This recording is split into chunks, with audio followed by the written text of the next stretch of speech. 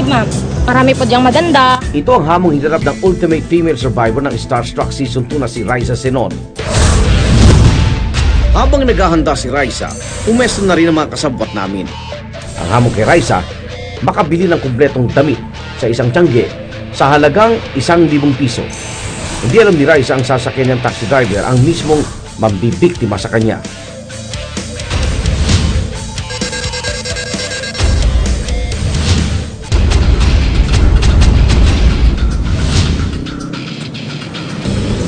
Si Mike sa may tiyanggian.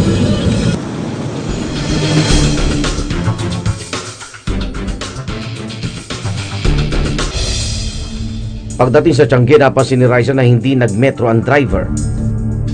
Magkano lahat, kuya? Patingin nga. Yung metro mo.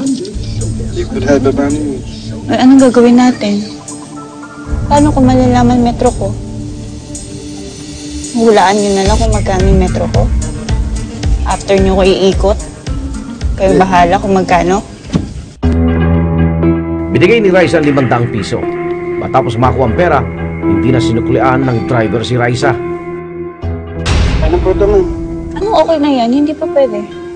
Amin ako magpapapalit sa labas. Hindi, Ano? Buwan naman ako kayo, ma'am.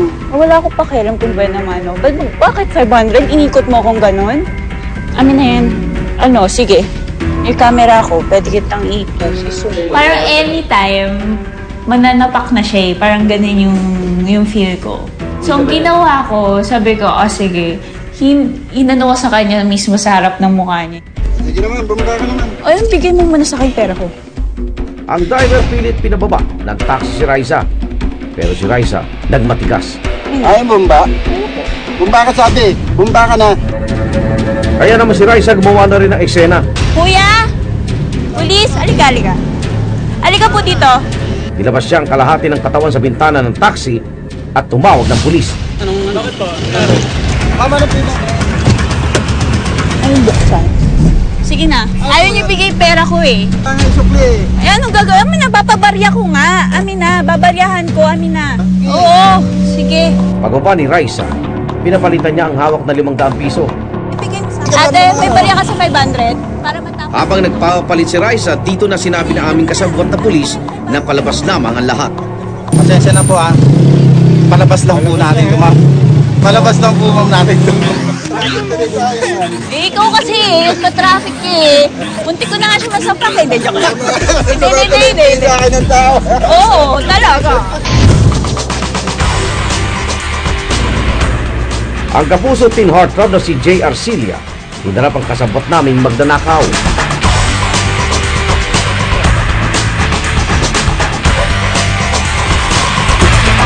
Habang nagpapahinga sa isang cottage ng resort, may lumapit sa aktor na kunwari fan niya.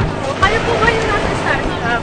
So, pwede po mag-picture. Idol ko po. Wala nang uliman na idol mo pa ako. Sige na po, please naman po. Sige na po. Pwede po. Habang nagse-selfie, biglang lumapit ang kunwari boyfriend ng babaeng fan. Thank you. Kadi na. Oh, bakit ba? Nagpapapicture lang ako eh. Ha? Picture lang yan, kuya. Picture lang ako eh.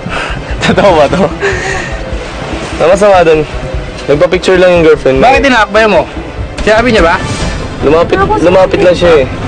Porque taga Maynila kayo. Di mo kilala mga taga dito. Ang naghahamon ng away na lalaki, hindi naman pinatulan ni Jay. Ang di alam ni Jay, palabas lang namin ito para lituin siya at subukin kung mawawala siya sa focus.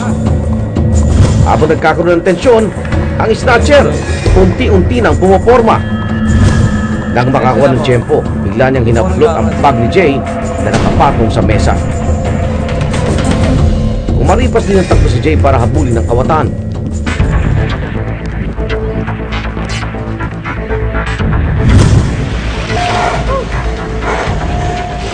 Sino yun? Yari. Ba't kinuha yung bag ko? Pero dito si Jay na mahabol ang snatcher. Anong naman ang bag mo? Andun yung wallet ko. Wallet. Cellphone. Kuya, sayang naman yan. Relax lang po kayo. Anong gagawin niya, kuya? Hindi. For sure hindi na makuha yan. Kasi tinakbo na niya eh. Anong malaking tao ba o maliit o ano? Maliit lang, nakakulay green siya. Nakahinga lang ng maluwag si Jay nang sinabi ng pulis na Taalis ko po tayo, sir. Seryoso? Nasa yung bag ko? Grabe. Akala mo ba totoo? Thank you.